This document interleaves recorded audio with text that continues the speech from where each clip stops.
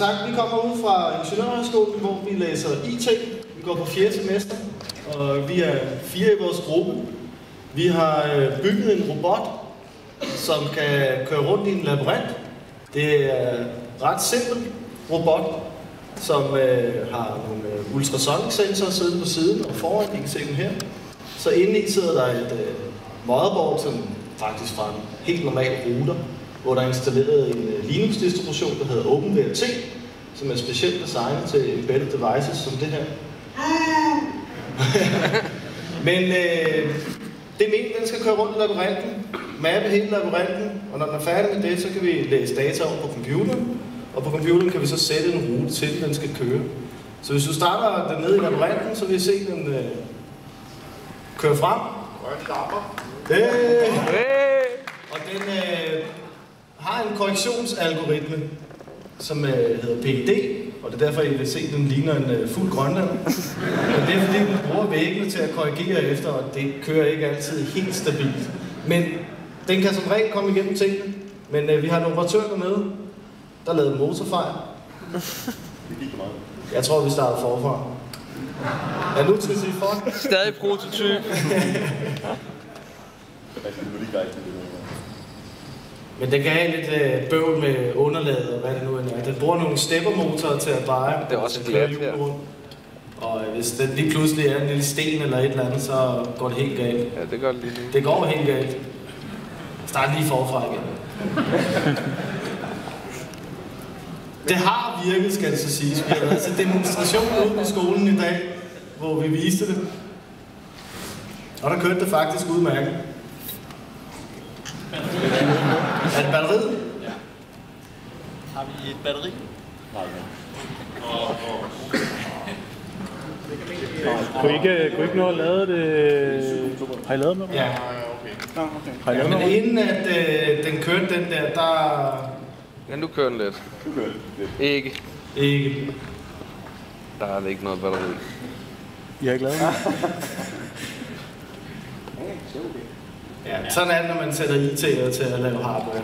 Vi har ikke skide styr på det. Vi bruger bare løs af det. Vi skal prøve at sætte kabel i, så vi kan hælde noget over.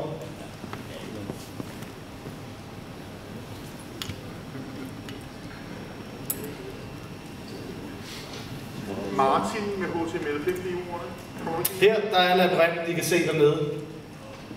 Som den har mappet, den ser sådan her ud. Og det vi så har ting, man kan gøre herfra, det er, at man kan sætte et startpunkt og et slutpunkt. Og så kan man bede den om at regne en vej frem. Den bruger så A-stjerne til at finde vejen. Og der er en lille animation, der viser, hvilken vej den burde gå. Og vi kan se, at ruten er rent faktisk er blevet uploadet til den. Så vi kunne starte den nu, og så ville den køre den rute her. Men det ser ud til, at vi har et ekstra batteri til motoren. Og et par minutter til at køre den i. Skal vi så prøve at sætte den til at mappe den? Ja!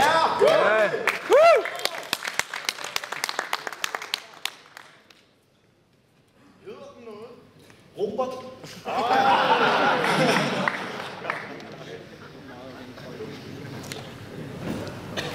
Christian, tilbage til et andet billede.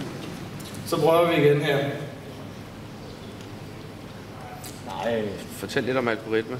Ja, den bruger en algoritme, hvor den, hver eneste gang den kommer til flere muligheder, så vil den bruge den venstre først, derefter den lige ud, og derefter den til højre.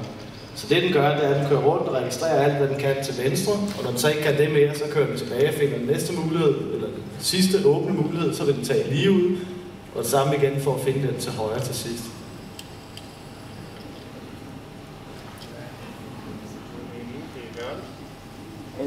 Nu kører den faktisk okay. Så tjekker den lige for at finde ud af, hvordan var det her.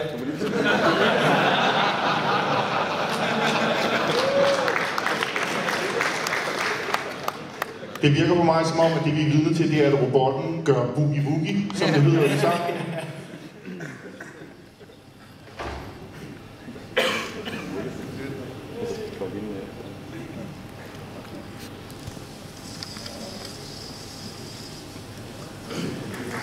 Nej, den er ikke helt færdig. mangler noget. Den mangler det felt hernede, fordi den har jo sin algoritme, hvor den drejer til venstre, og det gør den jo lige i starten af labyrinten her. Så nu skal den tilbage og finde det sted, den ikke har udforsket.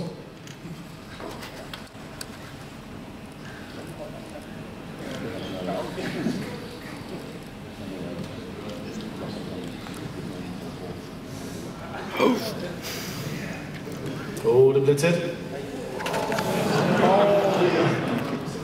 Sådan, fik lige lidt igen.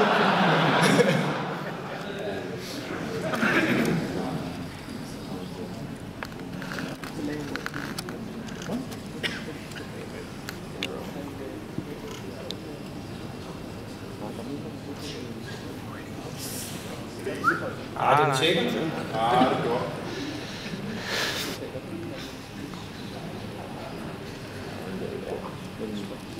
Nice.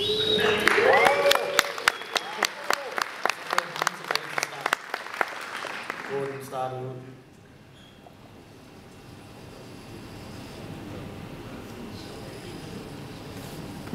Det, og så burde den også fortælle, at den er done mapping maze, hvis I kan se det. Vi skal næsten lige have den spændende konklusion. Kan vi få mazen op på din computer nu, eller hvad? Ja, det er stikket. Christian. Kabel i.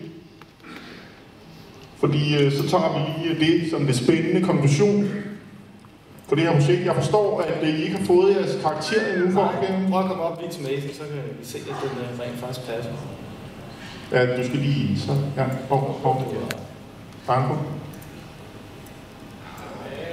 Voilà!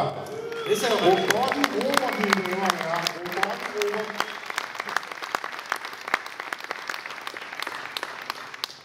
Altså, ja, det er en 12-talsrobot for mig, det vil jeg godt sige. Tak. Så held og lykke med jeres eksamen. Er der mere, vi skal vide? Ja. Hvad skal vi vide? Har vi tid mere? Det er det aller sidste, vi når. Giv den en giv den kort rute. Så kan den starte der og køre derovre. Det starter om den anden felt. Har du givet ruten? Sådan der. Så er ruten uploadet, og den skulle være i stand til at gøre det. Og så skal vi lige have kameraet på. Browser. Og vi skal lige have browseren på. Her operatør. Sådan, tak, super. Og så i detaljen kan man se nu, at det lyser blåt i stedet for.